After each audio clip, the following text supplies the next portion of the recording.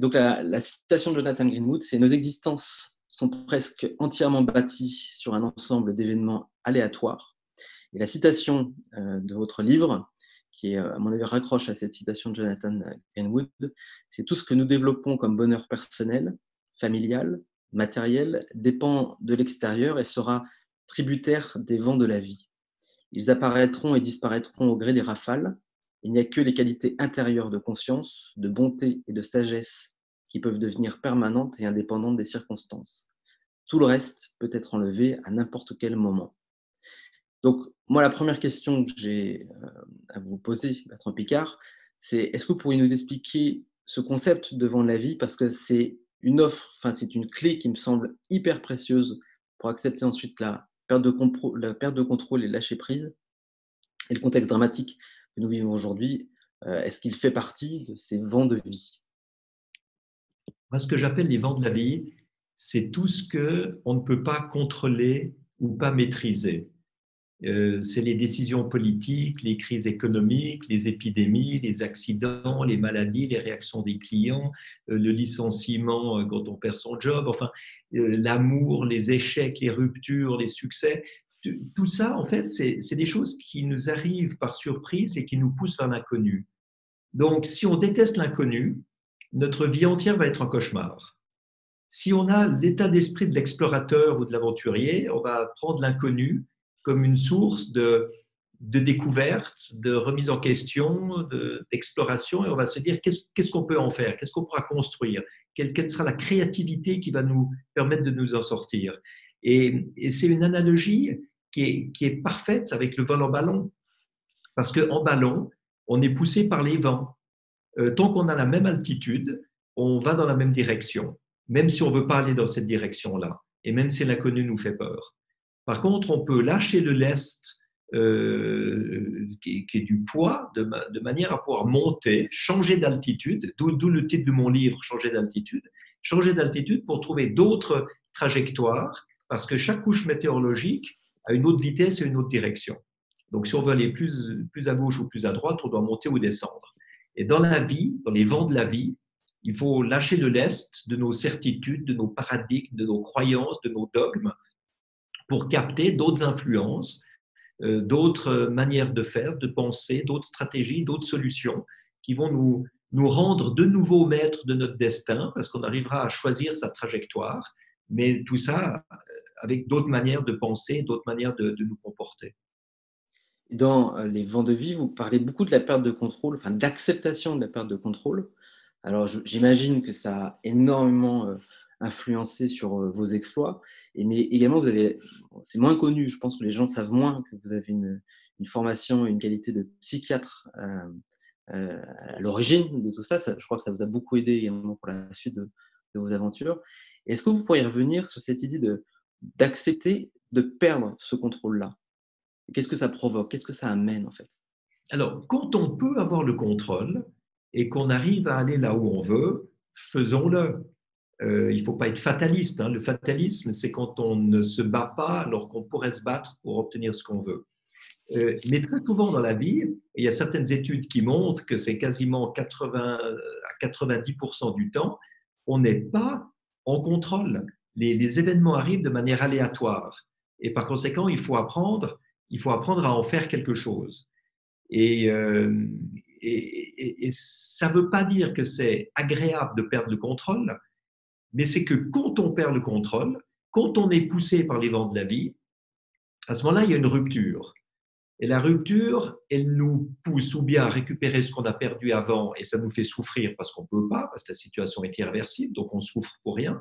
Ou alors, ça va nous pousser à nous dire quels seront les outils que je dois développer, les nouvelles manières de penser que je dois adopter, quelle est la remise en question, donc en fait, quel est le lest que je dois lâcher, de manière à être meilleur après la crise qu'avant, après la rupture qu'avant la rupture. C'est-à-dire, qu'est-ce que je dois développer pour que cette perte de contrôle m'amène quelque chose. Et le vol en ballon, pour moi, a été vraiment une initiation à cette perte de contrôle. Parce que quand on est poussé par le vent et qu'on ne sait plus comment faire, eh ben on est obligé d'aller chercher en soi les ressources qu'il faut pour s'en sortir. Et donc, C'est peut-être là qu'on voit que la confiance devient plus importante que le courage. Dans le courage, on se bat contre sa peur et on fait quand même si on a peur. Dans la confiance, on découvre qu'on a en soi ce qu'il faut pour réussir. En fait, on découvre qu'on est capable de faire beaucoup, beaucoup plus de choses que ce qu'on a appris à faire. Et c'est ça, finalement, la magie du monde de l'aventure, du monde de l'exploration. Et paradoxalement, c'est aussi ça la magie de la crise. La crise, elle nous révèle la possibilité de faire mieux après qu'avant, à condition de jouer le jeu, hein, à condition de changer d'altitude et de lâcher du lest. Pas du tout si on veut récupérer ce qu'on a perdu, parce que ça, on n'évolue pas si on fait ça.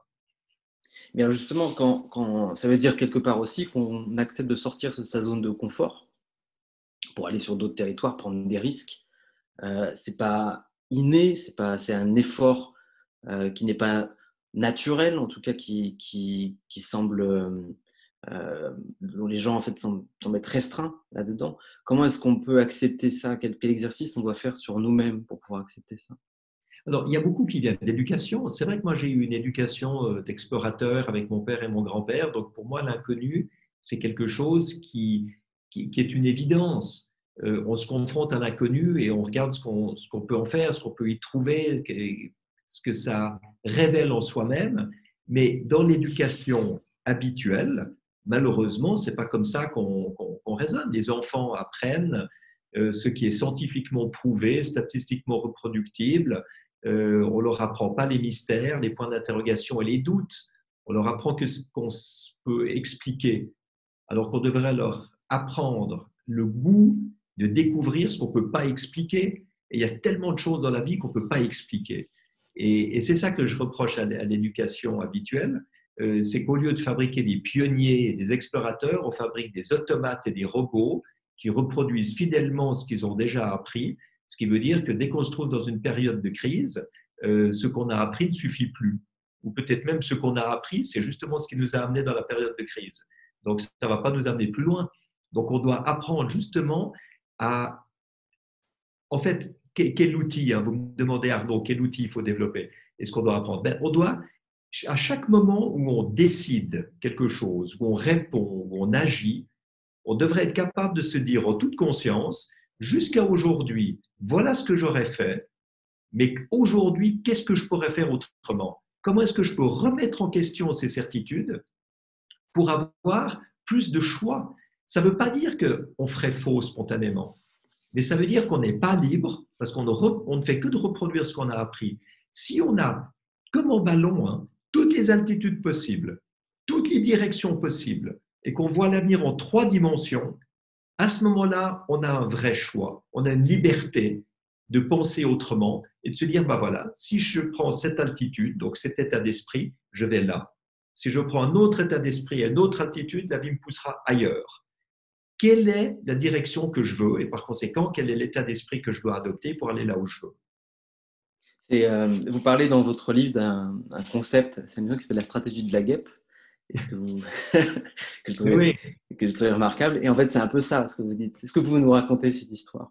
oui. Moi j'ai remarqué sur une terrasse, dans une des maisons où j'ai habité autrefois, il y a une terrasse extérieure avec des carreaux vitrés et puis une seule entrée. Tout le reste était vitré.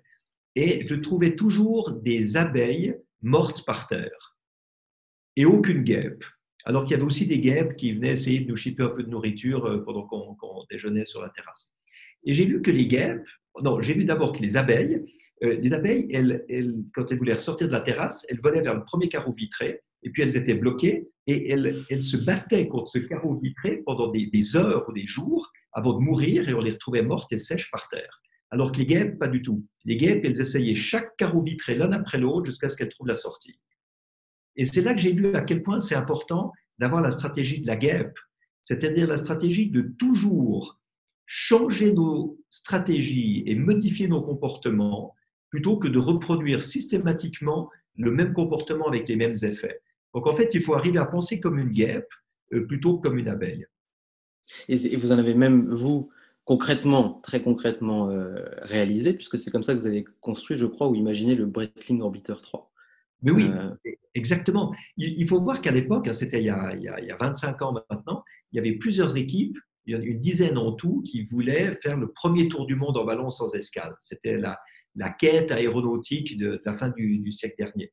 Et tous les concurrents qui étaient des gros milliardaires, contrairement à moi, avaient beaucoup de moyens financiers, des grosses équipes, et ils construisaient des ballons identiques après chaque échec, reproduisaient les mêmes erreurs de technique, de stratégie, etc., et rataient toujours pour les mêmes raisons. Et moi, ce que j'ai fait avec mon équipe, c'est que à chaque échec, j'ai quand même essayé 3 fois, en ratant 2 fois.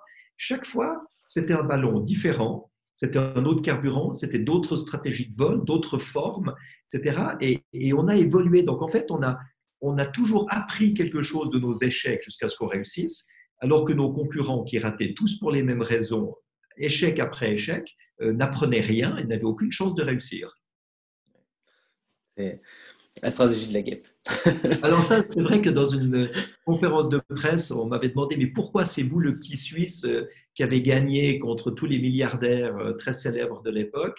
Et j'avais répondu, ben, eux, ils avaient la stratégie de l'abeille et mon équipe avait la stratégie de la guêpe. Personne n'a très bien compris sur le moment. J'ai dû l'expliquer dans mon livre après coup. Donc, on le comprend très bien aujourd'hui.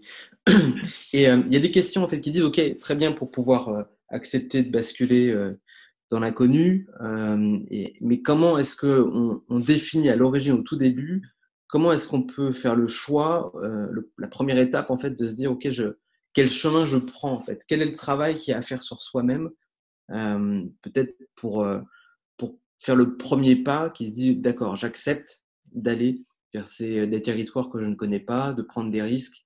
Est-ce que ça veut dire qu'il y a un travail d'alignement de soi-même à faire, de correction, là vraiment on va rentrer dans l'univers de la psychiatrie, mais comment est-ce que je me réaligne avec moi-même pour ensuite me permettre ou m'autoriser à aller sur des chemins inconnus?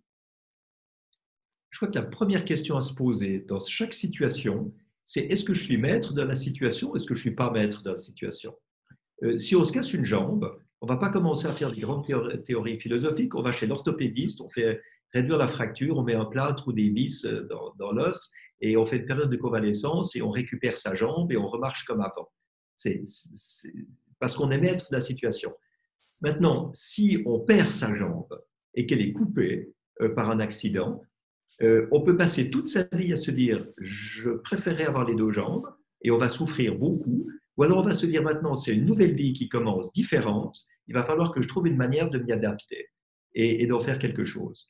Et ça, c'est un état d'esprit qui est fondamental. Est-ce qu'on veut revenir dans le passé quand le passé est perdu ou est-ce qu'on accepte d'aller dans le futur quand il n'y a plus que ce choix-là si on veut arriver à fonctionner? Et ça veut dire qu'on a besoin d'une capacité d'adaptation, une capacité de flexibilité. On doit vraiment être capable de voir la vie comme quelque chose qui avance avec nous plutôt que de quelque chose de statique qu'on veut conserver et garder sans que ça change. Alors évidemment, il y a des choses qu'on a envie de garder, forcément, mais si la vie nous les enlève, eh bien, c'est là qu'il faut voir que le défi, c'est de considérer la vie comme une aventure et voir ce qu'on peut en faire. Les aventuriers, les explorateurs, les pionniers, on les admire parce qu'ils sont toujours capables de rebondir, de trouver des solutions, de créer, de développer des nouvelles performances et de s'adapter. Mais en fait, on doit tous être capables de faire ça. Il ne faut pas avoir les aventuriers sur un piédestal et puis le reste de la population en dessous. Non, il faut que tout le monde soit capable de comprendre que la vie, c'est ça. Une question de Florian, est-ce que vous avez encore des peurs, vous? Oui, oui, bien sûr. Il y a moi, ce qui me fait peur, en fait, c'est voir la bêtise, le court-termisme et la mauvaise foi dans laquelle l'être humain est capable de s'enfermer pour détruire la planète en se donnant toutes les bonnes raisons de le faire. Moi, ça me fait vraiment peur. On est dirigé parfois par des gens qui sont des psychopathes et qui n'ont aucun accès à la souffrance des autres, au respect pour l'environnement, pour la qualité de vie, et qui, pour le simple appât du gain ou besoin de pouvoir, de contrôle, sont capables d'emmener tous les autres dans leur perte. Ça me fait très peur. Ouais, je comprends. Une question de Raphaël. Alors, Mais alors on va là, revenir. on va appliquer la même chose. Oui. Est-ce que je suis en contrôle ou est-ce que je ne suis pas en contrôle? Est-ce que j'ai une certaine maîtrise ou pas? Est-ce que je dois accepter de manière fataliste ou pas? Je pense que non. Je pense que si on accepte d'être dirigé par des psychopathes et qui détruisent la planète, on va souffrir beaucoup. Donc il faut se dire, j'ai un rôle à jouer, je ne peux pas tout changer, mais j'ai un rôle à jouer. Et quand il y a suffisamment de gens qui ont des rôles à jouer, eh bien, ça fait une contre-force, un contre-pouvoir qui est capable d'amener des solutions, qui est capable de montrer qu'il y a une autre voie à suivre. Parce que là, vous touchez à un sujet qui est… Beaucoup de gens se sentent désarmés, avec des volontés, mais désarmés d'abord parce que je pense que beaucoup ne se disent pas qu'est-ce que ça implique comme sacrifice de ma part, déjà. Et deux, comment est-ce que je peux jouer un rôle dans l'ensemble. Vous jouez un rôle majeur dans l'ensemble, puisque vous avez créé un ensemble vous avez créé l'Alliance, vous avez l'oreille des dirigeants et de certains psychopathes. Mais comment est-ce qu'aujourd'hui, quel conseil vous donneriez aux gens très concrètement pour pouvoir s'engager, que ce soit personnellement, c'est-à-dire sortir de leur confort, ou de manière collective, aller peut-être je sais pas, dans des ONG ou des… Quel rôle on peut chacun jouer très concrètement? Je pense que la première chose, c'est d'arrêter le wishful thinking. C'est un terme qui est très connu en langue anglaise, difficile à traduire. Hein. C'est un peu la pensée pieuse. On croit qu'il suffit d'espérer quelque chose pour que ça se réalise. Et je remarque que c'est vraiment c'est vraiment l'habitude qu'ont les gens bienveillants de fonctionner. On croit qu'il suffit de vouloir protéger l'environnement parce qu'il faut le protéger pour que ça se passe. Alors, il y a le yaka, il faut ça, il faut arrêter l'appât du gain, il faut arrêter la soumission à l'économie de marché, enfin des choses qui sont irréalistes. C'est irréaliste parce que le monde ne fonctionne pas comme ça. Moi, je remarque que plutôt que le wishful thinking, il faut essayer de parler le langage des gens qu'on veut convaincre. Si le langage des gens qu'on veut convaincre, c'est la création d'emplois, c'est le pouvoir, c'est le profit, eh bien, il faut voir comment la protection de l'environnement peut devenir rentable, peut créer des emplois et peut permettre au monde politique d'être réélu et d'avoir plus de pouvoir. Et il faut faire des alliances plutôt que des conflits. Pendant très très longtemps, les activistes écologistes étaient des gens qui luttaient contre l'industrie et qui pensaient qu'on ne pouvait pas s'entendre. Il y a eu un très bel exemple ici. Le WWF suisse a passé une collaboration avec l'industrie du ciment pour baisser la charge carbone de la production de ciment. Ils ont réussi à baisser de 10%. C'est bien, mais leurs militants ont accusé les dirigeants du WWF suisse de pactiser avec le diable. C'est aberrant. On ne peut pas simplement, parce qu'on aimerait qu'il y ait moins de carbone, se dire qu'il y aura moins de carbone. Ce n'est pas comme ça que ça marche. Il faut des collaborations. Et même aujourd'hui, avec l'industrie pétrolière, c'est exactement la même chose. Il ne faut pas dire que l'industrie pétrolière pollue. En plus, ce n'est pas eux qui polluent, c'est les utilisateurs. Donc, c'est nous qui achetons leur pétrole qui polluons. Donc, en plus, on inverse le problème de manière fausse. Donc, l'industrie pétrolière, ce n'est pas notre ennemi. L'industrie pétrolière, c'est une industrie qui est forte, qui a des technologies, qui a des moyens, qui crée beaucoup d'emplois. Donc, il faut les aider à se diversifier. Donc, quand on dit qu'il ne faut plus financer le pétrole, c'est juste. Mais c'est faux de dire qu'il ne faut plus financer les entreprises pétrolières parce qu'on peut financer avec des conditions. On peut financer leur diversification. Ceux qui savent faire des forages peuvent utiliser ces technologies pour faire de la géothermie. On le voit avec l'entreprise Schlumberger, par exemple. Ils sont en train de se diversifier partiellement dans la création de géothermie pour pouvoir chauffer des immeubles avec des pompes à chaleur dans les villes. Super intéressant. On peut aider l'industrie pétrolière à se diversifier dans l'hydrogène. C'est un liquide, ils savent produire des liquides, les transporter et les vendre. C'est parfait pour eux. Donc, il ne faut pas peindre le diable en face de nous et puis l'exclure. Il faut au contraire faire des alliances pour qu'on puisse changer les choses concrètement. En fait, j'ai appris à être très, très concret. Et quand je donne des conférences dans des mouvements écologistes, souvent je leur dis, OK, on est tous convaincus qu'il faut faire quelque chose. OK, mais quoi? Donc, ce qu'il faut développer, c'est des arguments pour convaincre ceux qui ne sont pas dans notre salle, ceux qui ne sont pas dans notre congrès, ceux qui ne sont pas dans notre conférence, qui ne savent peut-être même pas qu'on existe et qui en tout cas ne veulent pas faire comme nous. Donc il faut trouver des moyens pour les convaincre qu'on peut faire autrement. Et c'est là en fait tout le sens de ce que j'ai lancé avec la Fondation Solar Impulse. C'est des solutions technologiques pour protéger l'environnement, mais de manière totalement rentable, qui également créent des emplois et peuvent permettre d'intéresser des gens qui, a priori, n'ont pas d'intérêt personnel à protéger l'environnement. Il faut les motiver. Si l'un des mots-clés, c'est celui-ci. Et oui, puis, absolument. Trouver ce qui, chez eux, va résonner et leur donnera envie de le faire. Donc, autour de nous, de la même manière, ce qu'il faut, c'est arriver à motiver pas affronter, mais motiver les gens pour qu'il y ait un changement. Ça nécessite aussi une forme d'empathie, un travail sur l'empathie, qui est très, très fort, et de comprendre l'intérêt de l'autre pour pouvoir aligner effectivement ses intérêts. Ça me rappelle du coup une histoire que vous avez également racontée dans votre livre, qui est la négociation que vous avez eue avec la Chine pour pouvoir traverser l'espace aérien chinois alors que tout le monde était bloqué. Et vous avez eu une manière de faire qui était assez intéressante et qui fait écho à ce que vous dites sur les problématiques d'environnement pour pouvoir motiver et amener les gens dans le bon sens. Vous pouvez également nous la raconter? Oui, ça a été déterminant pour mon succès avec le ballon. Tous mes concurrents ont demandé des autorisations de survol à la Chine en disant « Vous devez nous donner des autorisations, les lois internationales vous obligent à nous laisser passer parce que c'est un vol civil occasionnel, etc. » Et les Chinois ne répondaient pas ou répondaient non. Et moi, j'ai fait complètement autrement, j'ai fait exactement l'inverse. J'ai été en Chine, j'ai rencontré les représentants du ministère des Affaires étrangères et de l'aviation civile et je leur ai dit « Excusez-moi de vous poser tellement de problèmes.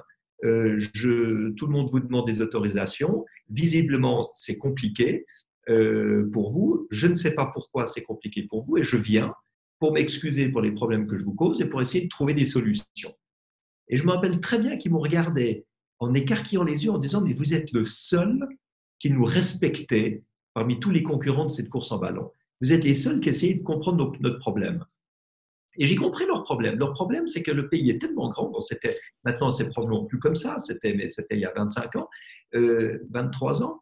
Il n'y avait pas de contrôle aérien sur l'entier du territoire. Il y avait juste des voies aériennes contrôlées par radar et des contrôleurs aériens. Et le reste, c'était par téléphone. Quand un avion voulait décoller d'un coin de la Chine pour aller de l'autre côté, il téléphonait, il disait « Est-ce qu'il y a d'autres gens sur la route ?» On lui disait « Non, il n'y a personne, allez-y. » Et forcément, si j'arrive avec un ballon qui est poussé par le vent, à la vitesse du vent, dans la direction du vent, je peux pas, personne ne saura où je suis. Et ils m'ont dit, si vous venez comme ça à l'improviste, on devra bloquer le trafic aérien pendant 3 jours sur l'entier du pays. Quand on a compris ça, c'est vrai qu'on parle sur une base de confiance, de compréhension mutuelle, de recherche de solutions. Et c'est là qu'ils m'ont donné des routes précises sur lesquelles je pouvais aller. Et j'ai eu l'autorisation. Ça m'a permis d'avoir un grand avantage pour cette course. Moi, j'ai pu survoler la Chine alors que les autres n'ont pas eu l'autorisation de survoler la Chine. Il y en a un autre qui est passé outre les autorisations, je crois, et qui a créé quelques difficultés pour les suivants. Oui, mais alors, Richard Branson a passé sans autorisation, ce qui fait que dans un premier temps, le gouvernement chinois m'a retiré mon autorisation à moi, en me disant on ne peut pas faire confiance à ces pilotes de ballon. Et moi, au lieu de rouspéter et de me battre en disant « Mais écoutez, c'est pas moi, c'est pas ma faute, moi je vais quand même y aller avec l'autorisation », je leur ai dit « Écoutez, je vous comprends. Soyez assurés que je ne décollerai pas avant d'avoir une nouvelle autorisation. » Et là, par retour du courrier, on me dit « Est-ce que vous pourriez venir à l'ambassade de Chine? On va discuter de la suite. » Et ils ont vu simplement qu'ils pouvaient me faire confiance. Moi, je leur ai fait confiance, eux m'ont fait confiance, j'ai récupéré une autorisation et j'ai pu décoller. Et j'ai suivi à la lettre ce qui m'avait donné, ce qui m'avait prescrit. Et alors, bon, on a eu des météorologues fantastiques qui ont permis aussi d'utiliser l'altitude à laquelle le vent allait me permettre de suivre les prescriptions chinoises. Et on a suivi le 26e parallèle, qui était la limite qu'on devait garder, à 50 km près pendant 1800 km. Donc, c'est vrai qu'il y a eu un travail des météorologues qui était remarquable et puis un petit coup de pouce du destin aussi. Et quand ensuite j'ai lancé le projet Solar Impulse, et qu'il a fallu demander des autorisations pour Solar Impulse, même d'atterrir en Chine, les Chinois ont répondu « Ah oui, Bertrand Piccard, on le connaît, on peut lui faire confiance, on peut faire des négociations avec lui. » Et j'ai retrouvé à des postes clés des petits fonctionnaires de 20 ans plus tôt avec qui on avait eu des contacts et qui étaient devenus les patrons du trafic aérien, des affaires étrangères, etc. Donc, il faut vraiment savoir qu'à long terme, ça paye d'être honnête et d'être respectueux. Et donc, par extrapolation, si on reboucle sur ce que vous disiez tout à l'heure, le comportement à avoir vis-à-vis des industries c'est d'essayer de comprendre aussi ils sont pas tous, c'est pas tous des bad guys, on n'est pas tous face à… Mais loin de là, loin de là. Les bad guys, c'est une minorité. Donc, comprendre leurs enjeux et essayer d'aligner effectivement les intérêts. Mais oui, et surtout que leurs intérêts sont souvent très proches des nôtres. Quand une entreprise vous dit « Moi, je ne peux pas changer du jour au lendemain toute ma chaîne de production parce que ça me ferait mettre au chômage une centaine de milliers d'employés », vous répondez quoi? C'est clair que vous devez garder l'emploi. Vous ne pouvez pas vous permettre, pour protéger l'environnement, de mettre des centaines de personnes au chômage. Donc, vous êtes obligé de trouver des manières de concilier les deux. Et heureusement, aujourd'hui, grâce à l'évolution technologique, ce qui n'était pas possible autrefois est devenu possible. C'est-à-dire qu'on peut concilier protection de l'environnement et rentabilité financière. Et même aujourd'hui, il y a des techniques, et des technologies et des produits d'efficience énergétique et d'efficience de ressources qui permettent de faire encore plus de bénéfices.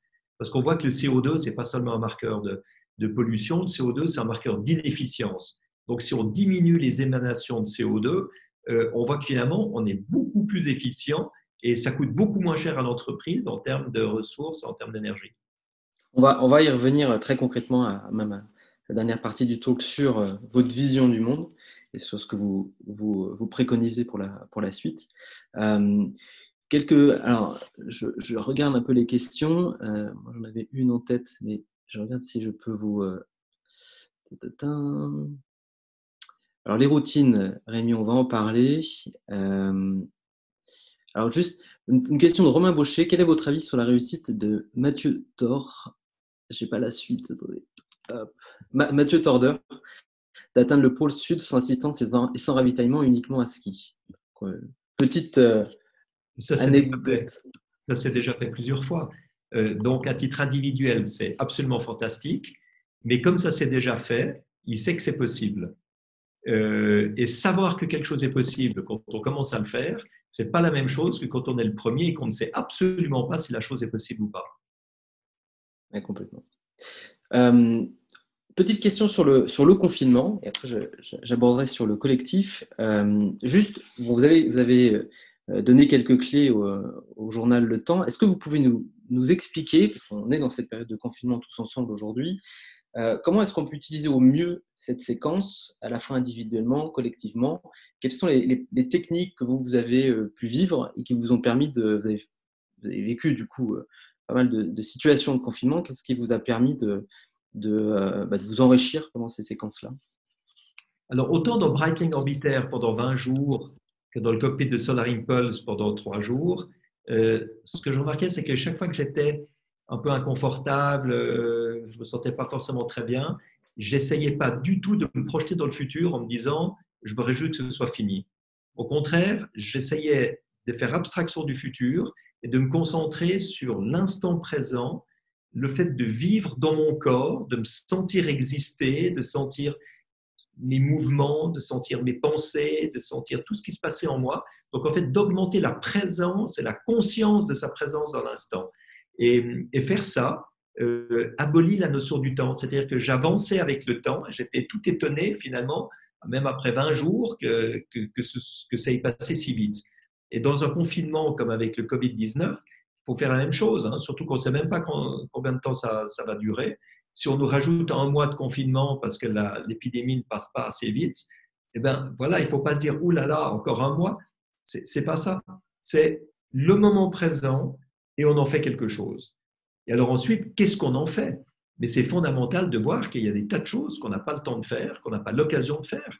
Imaginez un chauffeur de taxi qui est chez lui, qui ne peut pas travailler. Mais s'il apprend une nouvelle langue, en 2 mois, vous pouvez très bien apprendre les rudiments d'une nouvelle langue sur Internet. Quand il reprendra son travail, il pourra parler avec les étrangers de passage. Il pourra leur raconter des choses. Il pourra être plus qu'un chauffeur de taxi. Il pourra être un guide. Il va pouvoir communiquer. Eh bien, ces étrangers-là, chaque fois qu'ils reviendront en France, eh bien, ils vont appeler le même chauffeur en lui disant, voilà, je suis là, est-ce que vous pouvez me prendre? Et on passe de chauffeur de taxi à chauffeur personnel, simplement parce qu'on a appris une nouvelle langue. On peut apprendre une nouvelle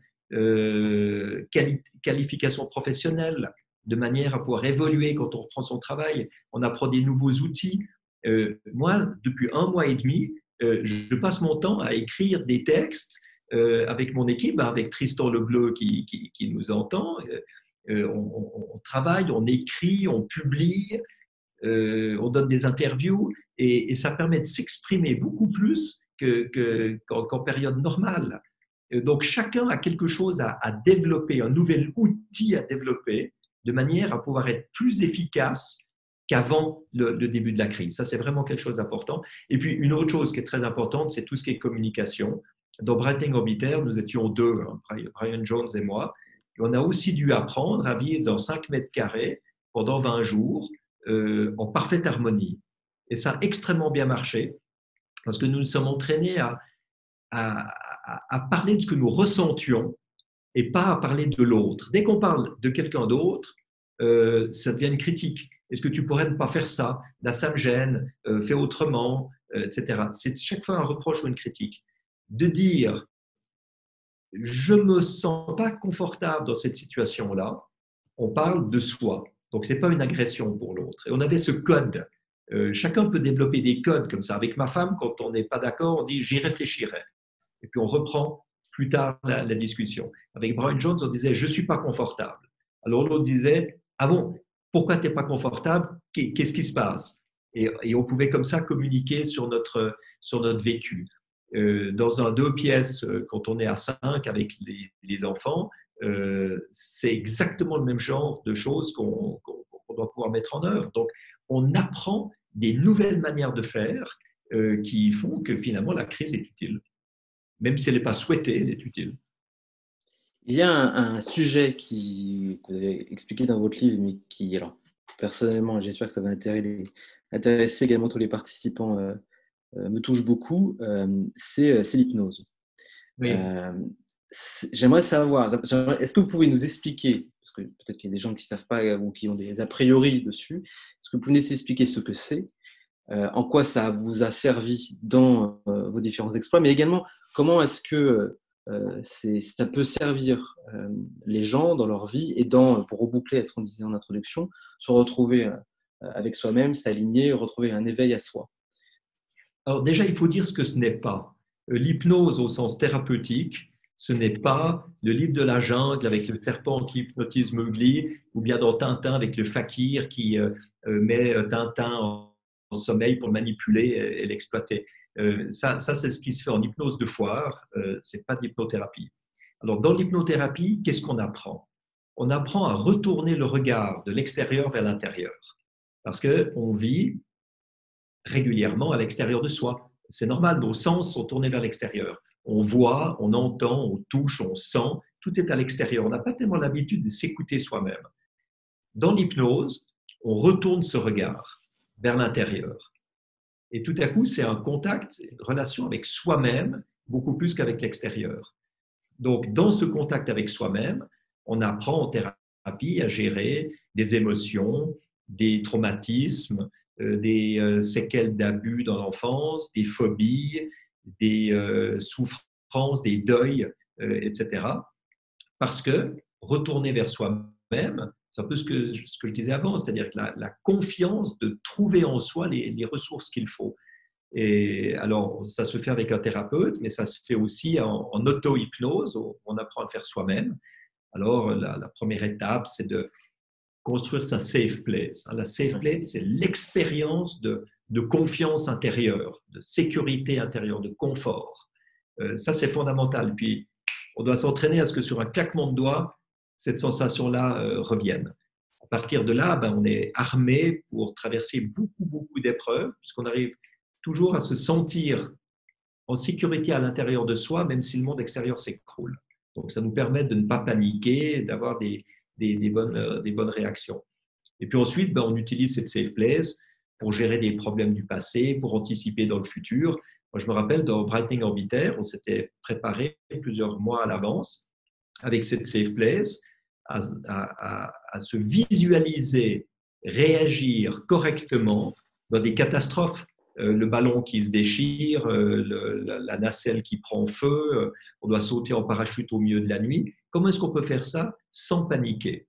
Et c'est justement en faisant revenir de cette sécurité intérieure qui nous donne le recul qu'il faut pour faire les bons gestes au bon moment. C'est assez passionnant. Vous, ça vous aide encore aujourd'hui? C'est quelque chose que alors hypnose ou forme de méditation ou tout ce qui permet en fait, comme vous le dites, de revenir à soi. C'est pas revenir à soi, c'est d'avoir un regard sur soi. Ce sont des techniques que vous utilisez encore aujourd'hui? Oui, j'utilise beaucoup. La méditation, j'en fais quand je peux. Donc, depuis le début du confinement, je peux en faire tous les matins. C'est formidable. C'est vrai que dans la vie habituelle, j'ai pas le temps. J'ai des horaires trop irréguliers. Et là, j'utilise des techniques d'auto-hypnose pour me retrouver moi-même, pour me ressourcer, pour me recentrer. Et ça se fait dans un avion, ça se fait dans un hôtel, ça se fait 3 minutes avant de donner une conférence, etc. Donc, c'est vraiment une manière de se relier à ses forces intérieures. On oublie, hein, on oublie qu'on a ça. Il faut dire qu'on ne nous l'apprend pas non plus. On nous apprend beaucoup plus à nous battre contre le monde et contre la vie qu'à faire une alliance avec soi-même pour fonctionner mieux. Donc, c'est toute une recherche, toute une découverte que je ne peux vraiment que encourager à fond. Alors dans le dernier talk qu'on a eu, pour conforter ce que vous dites, on avait accueilli l'amiral François Dupont, donc amiral, le commandant du sous-marin SNLE, le Triomphant. Et il expliquait que ces techniques, dont la méditation, étaient alors de plus en plus au goût du jour pour permettre à chacun de vivre en harmonie collectivement et travailler sur son éveil de soi, même dans des situations qui sont des situations de pression, on va dire, ou de tension. Oui, absolument. Non, mais c'est extraordinaire de voir que même à l'armée, on commence à utiliser ces techniques-là. C'est remarquable. Ouais, c'est une vraie clé. Donc, je vous invite je pense que Valia va vous mettre un lien vers un des pères de l'hypnose qui s'appelle Milton Erickson. Milton Erickson, psychiatre américain des années 60, qui a complètement transformé l'hypnose. Autrefois, l'hypnose, c'était quelque chose de très autoritaire. C'était dormez, je le veux, réveillez-vous guéri. Donc forcément, ça ne marchait pas forcément. Et Milton Erickson l'a pris beaucoup plus comme la découverte des ressources intérieures qu'on a en soi. Accompagner le mouvement plutôt que s'y opposer. Il y a une anecdote très jolie où Milton, comme enfant, bien avant d'être psychiatre, vivait dans la ferme de ses parents et il voyait son père qui n'arrivait pas à faire entrer une vache dans l'étable, il la tirait par le collier et la vache mit les 4 pattes écartées et refusait d'avancer. Et Milton éclate de rire. Le père lui dit, si tu es malin, plus malin que moi, ben, fais entrer cette vache. Et Milton se met derrière la vache et lui tire la queue pour la faire reculer. Et la vache, pour réagir, avance et forcément rentre dans l'étable. Et on voit bien comment finalement on s'y prend régulièrement mal dans la vie pour obtenir ce qu'on veut. Il faut parfois faire des techniques complètement paradoxales et en se remettant complètement en question. Et il a développé en fait toute sa théorie de l'hypnose moderne comme ça, en disant que le symptôme ne doit pas être quelque chose qui doit être combattu. Le symptôme est quelque chose qui doit être accompagné et utilisé. Donc, quelqu'un qui est angoissé, on ne va surtout pas lui dire il faut vous débarrasser de vos angoisses. On va dire à quoi sert votre angoisse, où est-ce qu'elle est, comment est-ce qu'elle est votre angoisse. Est-ce que vous en avez besoin? Est-ce que vous en avez encore besoin aujourd'hui? Peut-être plus maintenant, peut-être autrefois seulement. Puis vous entrez dans tout cet accompagnement du patient, le symptôme prend un sens. Une fois qu'il est compris, ben, on n'en a plus forcément besoin. Mais merci beaucoup pour nous expliquer, pour nous avoir expliqué ça, parce que ça relie à tout le reste. Comme vous l'avez dit, on n'est pas sur une technique stéréotypée, on est vraiment sur une forme, c'est pratiquement de la philosophie, en fait, c'est une forme de philosophie. Et si on prend les sujets ou les situations d'une autre manière, à ce moment-là, on peut les résoudre. Je crois, pour avoir lu beaucoup, je crois que ça vous a beaucoup, beaucoup aidé dans la réalisation de vos propres exploits. Mais beaucoup, c'est un état d'esprit qui finalement donne une cohérence générale à tout ce qu'on fait. Et une question qui était venue au début, et donc que je vous pose maintenant, et qui fait lien avec ce qu'on disait là, quel est votre rapport à la spiritualité également? Alors, je suis très content que vous osiez aborder ce sujet. C'est un sujet que les gens souvent n'osent pas aborder, c'est un peu tabou. Les gens confondent religion et spiritualité, donc ils disent je suis pas croyant, donc la spiritualité m'intéresse pas. Alors qu'en fait c'est complètement différent. C'est complètement différent. Pour moi, la religion, c'est ce que l'être humain a créé d'humain pour essayer d'expliquer la transcendance. Mais c'est humain. On ne peut pas parler de Dieu avec des mots humains, puisque Dieu n'est pas humain.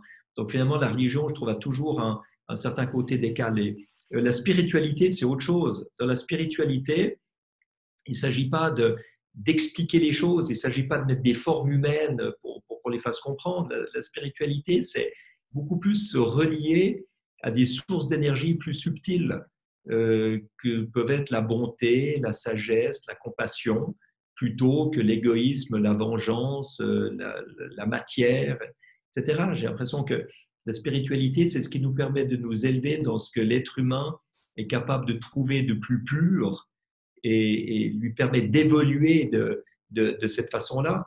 Alors la spiritualité, ce qui est un peu déconcertant, c'est que contrairement à la religion, il n'y a pas de dogme, donc il n'y a pas de réponse toute faite. La religion va donner une réponse même si on n'a pas posé de question. La spiritualité ne donnera pas de réponse, même si on pose la question. Ce que je trouve magnifique dans le côté spirituel, c'est l'ouverture au point d'interrogation, c'est l'ouverture au doute, c'est regarder le cosmos de nuit, de voir toutes ces étoiles, de se dire qu'on est une seule de ces petites particules dans l'univers, qu'on ne sait pas pourquoi c'est comme ça et qu'on accepte de ne pas comprendre. Et au moment où on ne comprend pas, qu'on accepte de ne pas comprendre, paradoxalement, ça augmente notre conscience d'exister. Ça augmente la conscience d'être là et d'être réceptif et ouvert à tout ce qui peut nous faire comprendre. Donc en fait, je dirais que la spiritualité ouvre là où la religion souvent referme. Et est-ce que cette forme de spiritualité, pour clore le chapitre sur cette thématique-là, amène un autre vocabulaire qui est très puissant, qui est celui de la synchronicité. C'est-à-dire que si vous vous ouvrez au reste, et si on boucle avec ce que vous disiez sur l'alignement de planètes, il y a, alors pour ceux qui ne connaissent pas ce vocabulaire, la synchronicité, c'est ces événements qui arrivent, on a l'impression du fruit de hasard, qui sont extraordinaires, et qui en réalité, si vous les creusez bien, ne sont pas tout à fait du fruit du hasard, c'est plutôt une synchronicité, c'est un ensemble d'éléments qui à un moment s'accomplissent dans un alignement de planètes. Et c'est une expérience extraordinaire à vivre. J'espère que ceux qui nous entendent arrivent à connecter cette notion sur une expérience qu'ils ont faite. J'espère que vous avez tous vécu au moins un de ces moments de synchronicité, parce que c'est complètement magique. C'est comme si tout à coup, on a la perception qu'il y a des règles de fonctionnement de l'univers bien au-dessus de nous, qui existent et qui ont une cohérence. Et tout à coup, on les perçoit. Si on prend un langage un peu imagé, si vous êtes dans une vallée montagneuse avec du brouillard, et il y a du brouillard en permanence et que vous n'avez jamais vu les sommets des montagnes, ni le ciel bleu, ben vous vous dites que le monde, c'est gris et c'est le brouillard. Puis tout à coup, par magie, il y a un coup de vent qui enlève le brouillard et pendant quelques secondes, vous voyez le ciel bleu et les cimes des montagnes enneigées. Puis ensuite, ça se rebouche. Ben vous vous dites, tiens, il y a quelque chose d'autre que ce que je connais. Et la synchronicité, c'est ce qui tout à coup nous montre qu'il y a quelque chose d'autre que ce qu'on connaît. C'est deux événements qui donnent un sens et qui répondent à vos préoccupations du moment. Je vous donne un exemple parce que sinon c'est beaucoup trop abstrait. Quand je faisais de l'aile delta, je volais contre le vent, je me battais dans les turbulences, je faisais du vol acrobatique et je pensais que c'était la seule manière de voler. Et on m'a proposé, un ami à moi me propose de m'embarquer avec lui pour une course en ballon à travers l'Atlantique, partir des États-Unis pour arriver en Europe. poussé par le vent, sans aucun contrôle, sans même savoir si on arrivera sec de l'autre côté. Bon, j'ai accepté parce que c'est mon côté explorateur, mais je me suis dit, on n'a pas beaucoup de chances de réussir. Comment est-ce que je vais faire aussi, moi, mentalement, pour accepter d'être accompagné par le vent plutôt que de voler contre le vent? Et un mois avant cette course, j'étais en Chine pour un voyage d'études sur la médecine traditionnelle chinoise. Et dans une boutique d'antiquité, je trouve une médaille, une grosse médaille comme ça. Et d'ailleurs, elle est là. Je vais vous la montrer. Elle est là. Je trouve cette médaille et je demande au vendeur ce que ça veut dire. Et il me dit, c'est un vieux proverbe chinois qui explique que quand le vent va dans le même sens que ton chemin, il t'amène un grand bonheur. Le même sens que ton chemin. Et moi, je m'embarquais pour une course en ballon. Et ça c'est une synchronicité incroyable. J'ai appris à ce moment-là ce dont j'avais besoin de prendre conscience, qu'il y a une autre manière de voler, mais il y a aussi une autre manière de vivre. C'est celle d'aller avec la vie, avec le vent et d'essayer d'en faire quelque chose quand on ne peut pas faire autrement. Merci beaucoup. Pour aller plus loin et non fermer, fermer notre échange, partons dans le monde de demain, le monde d'après. Vous prenez un Green Deal, ou en tout cas, vous êtes très, très engagé pour que ce qui peut suivre soit très lié à l'écologie, à l'environnement, au climat. À votre sens, d'abord, est-ce que vous voyez aujourd'hui des choses qui vous rassurent, qui vous inquiètent? Et quelles sont les solutions qu'il faut mettre en place pour que demain apparaisse un monde qui soit différent de celui d'hier? Ce qui me rassure, c'est de voir que la nouvelle Commission européenne, avec Ursula von der Leyen comme présidente, Frans Timmermans, Maroš Šefčovič et plusieurs autres,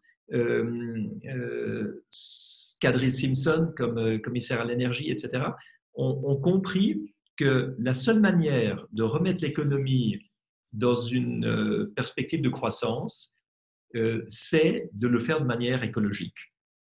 C'est qu'on ne peut pas revenir à quelque chose qui est aussi polluant, instable, dangereux, inéquitable que ce qu'on avait avant, et que ce Green Deal est une manière de promouvoir en même temps l'économie et l'écologie. Mais il faut bien voir qu'il y a beaucoup de forces opposées à ça. Il y a beaucoup de gens qui ne veulent pas aller de l'avant dans une transition écologique et énergétique. Il y a des tas de gens qui disent que ça va coûter trop cher, que ça va faire perdre des emplois, que ça va diminuer la qualité de vie, qu'il faut revenir à ce qu'on avait avant et à ce qu'on connaissait.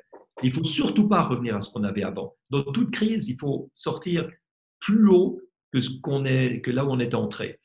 Et aujourd'hui, on voit bien que si on veut sortir de la récession, il faut offrir aux gens mieux que ce qu'ils avaient avant.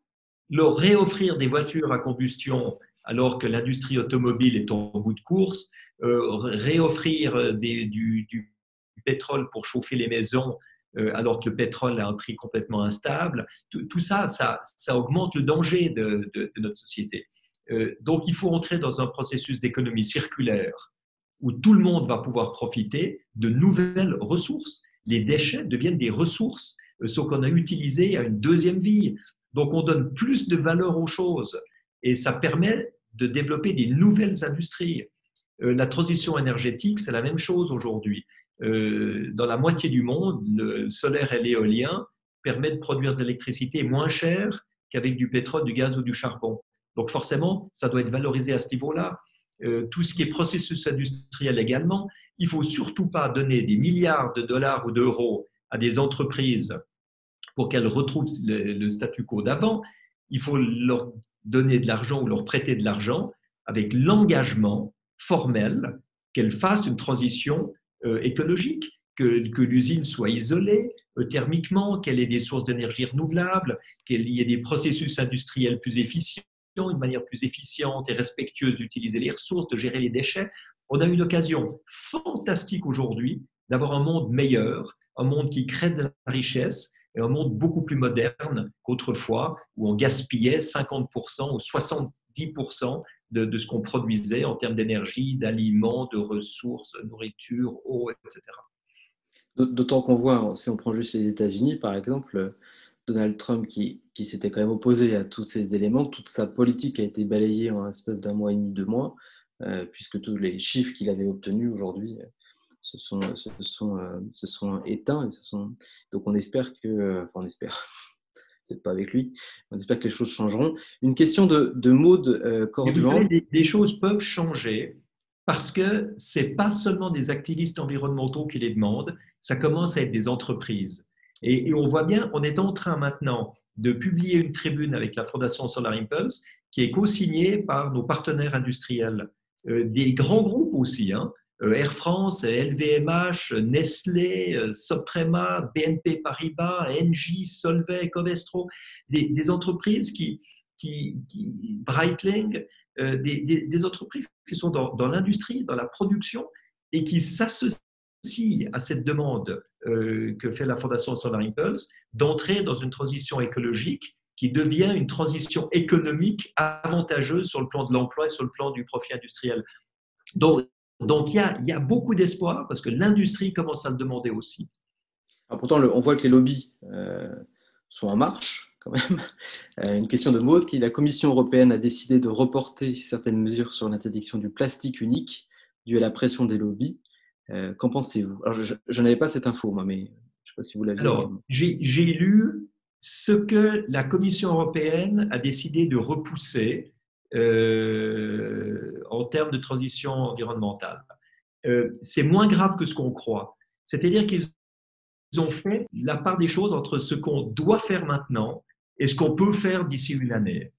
Et c'est vrai qu'il y a des mesures liées à la crise du coronavirus qui font que on ne peut pas se permettre d'avoir toutes les entreprises qui font faillite aujourd'hui avec des millions de chômeurs qui auront une qualité de vie misérable. Il faut maintenir l'emploi, il faut maintenir la qualité de vie, il faut maintenir la survie de notre monde. Et dans ce cas-là, il y a des choses qu'on peut repousser qui ne sont pas vitales pour cette année, mais ce qui est vital pour cette année, ils le gardent, ils le conservent, et heureusement. Question d'un spectateur anonyme. À votre avis, quels sont les freins actuels au développement de l'hydrogène comme source d'énergie? Le frein principal, c'est qu'on n'a pas encore atteint ce qu'on appelle la masse critique. C'est le développement où la quantité fait baisser les prix. Rappelez-vous, il y a 20 ans, l'industrie solaire était une industrie qui devait être subventionnée et qui sortait le courant électrique au kilowattheure pour à peu près 4 fois plus cher que le gaz ou le charbon ou le pétrole. Donc c'est clair que ce n'était pas un truc qui pouvait se populariser. Et il a fallu beaucoup de courage de la part de l'Allemagne avec le feed-in tariff, la rétribution à prix coûtant, pour pouvoir subventionner ça. Et maintenant, on a atteint, grâce en partie à la Chine, qui a cassé les prix, on a atteint un niveau où le solaire est moins cher que le fossile. Avec l'hydrogène, il faut faire la même chose. Avec l'hydrogène, il faut maintenant investir suffisamment. Il faut faire des alliances avec l'industrie pétrolière pour que l'industrie pétrolière s'y mettent. Air Liquide, qui est aussi un de nos partenaires, aussi signataire de notre tribune, Air Liquide est à fond dans l'hydrogène. C'est une démarche industrielle qui va créer beaucoup d'emplois, mais s'il n'y a pas une ligne claire des gouvernements qui dit où on veut aller et comment on veut y aller, eh ben, ça restera autorisé de polluer, ça restera autorisé de mettre des particules cancérigènes dans l'atmosphère avec des moteurs à combustion, de gaspiller du pétrole, etc. Et l'hydrogène ne va pas se développer. Donc, il faut vraiment que le monde politique prenne un rôle de leader en montrant la voie et en expliquant pourquoi on doit y aller. Et si le monde politique fait le leader plutôt que le manager, je suis persuadé que la population suivra. Deux dernières questions. Une question, alors je suis désolé, je ne sais plus qui l'a posée, elle était au tout début, sur la place des low-tech dans cette transition climatique. Est-ce que dans l'Alliance, vous avez identifié beaucoup de structures qui sont sur cette low-tech et est-ce que vous pensez qu'aujourd'hui, c'est une vraie solution pour engager cette transition climatique? Alors, ça n'a pas du tout besoin d'être du high-tech, ça peut être du low-tech, ça peut être des systèmes, ça peut être des programmes. Il y a tellement de choses qui sortent de la routine et qui devraient être appliquées. Je vous donne l'exemple de l'Andhra Pradesh, qui est une région du sud-est de l'Inde, où il y a, je ne sais pas, 2 ou 3 fois plus d'habitants qu'en France. Et le chief minister, on avait assez de devoir subventionner des produits chimiques pour l'agriculture. Donc, il a lancé une agriculture naturelle et il forme des groupes jusqu'à 10 000 paysans en même temps. J'ai vu les photos, c'est incroyable, 10 000 paysans qui viennent écouter comment utiliser les excréments du bétail pour refaire de l'engrais, pour comment faire pour mettre ensemble des cultures pour que ça fonctionne mieux. Et on arrive à des résultats remarquables. Il y a une vidéo qui circule où après un typhon, vous voyez une paysanne avec son téléphone qui filme la culture Monsanto d'à côté qui a été complètement arrachée et détruite par le typhon, simplement parce qu'on cultive des produits avec très peu de racines sur de la terre morte. Et puis elle filme ses récoltes à elle, où la terre est vivante, les racines sont abondantes et toutes les plantes sont encore debout. Ça, c'est du low-tech, mais ça fait des miracles aussi. Toute dernière question, Bertrand Piccard. Est-ce que vous avez un ouvrage, que ce soit un livre, un film, à conseiller à nos auditeurs? Alors, vu que vous avez eu la gentillesse de parler de mon livre Changer d'altitude, je ne vais pas dire que je vais conseiller mon livre. Mais je le conseille, moi, très, très fortement. Comme ouvrage, c'est pas une question piège. Hein. Quelque chose que vous lisez en ce moment, peut-être, qui vous inspire? Mais en ce moment, j'écris plus que je lis, je dois dire. Hein. D'accord. Je suis avec Tristan à écrire énormément de choses. Je vais vous dire, depuis le début du confinement, j'ai regardé un seul film, c'est Les Deux Papes, que j'ai trouvé très intéressant, sur la transition dans l'Église catholique entre Benoît XVI et François Ier. Et puis, j'ai pas eu le temps de lire quoi que ce soit d'autre que tout ce qui passe sur les réseaux sociaux, les nouvelles de la Commission européenne, les déclarations de certains, les médias, les réseaux sociaux. Donc, en fait, je suis en ce moment de très mauvais conseils pour tout ce qui est film et livre, parce que je suis complètement en dehors de ça. Je retrouverai probablement des livres et des films quand on sera sorti du confinement et qu'on aura peut-être moins d'actions à mener sur le plan des réseaux sociaux, des tribunes, des Zooms, comme on fait en ce moment. Dans tous les cas, moi, je vous conseille à tous véritablement votre livre, Changer d'attitude, qui, encore une fois, est une synthèse. Nous avons fait, j'ai essayé de faire aussi ici une forme de synthèse de ce qu'on pouvait y retrouver, mais je vous conseille de le lire. C'est vraiment un livre qui vous amène à changer d'attitude. Avant de vous remercier, Bertrand Piccard, peut-être juste annoncer, donc la semaine prochaine, on en a parlé un petit peu ici, et effectivement, on creusera le sujet du collectif européen avec deux invités, avec Karima Delli, qui est députée européenne, et également j'ai demandé à Guillaume Clossat, qui est expert sur les questions européennes, de nous rejoindre. Donc on fera un duo. Ce sera jeudi prochain à 18h.